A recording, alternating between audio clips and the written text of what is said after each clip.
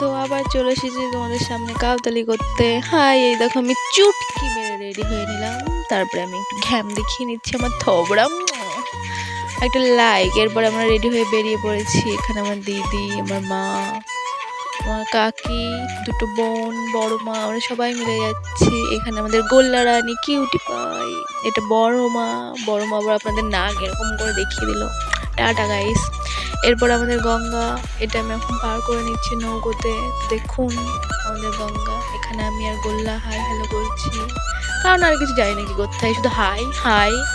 এটা আমাদের গঙ্গার ওপারে মহাকাল মন্দিরের সামনে দিয়ে যেতে হয়, ওটা আপনাদের দেখালাম।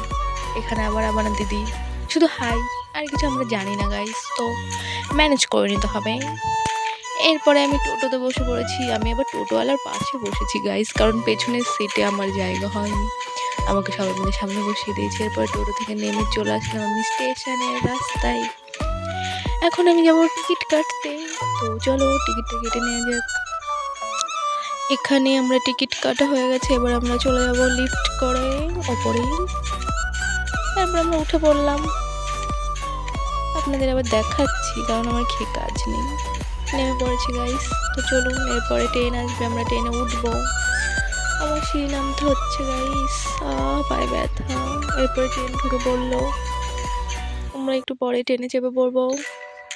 বসেও পড়লাম আমরা ট্রেনে। দেখুন আবার আমার দিদি দুটো আঙুলে ভোট দিতে বলছে। এখানে আবার দেখুন গোল্লা রানী চেষ্টা করছে ট্রেন থেকে বাইরে বেরোনোর, কিন্তু সেটা তো হবে না।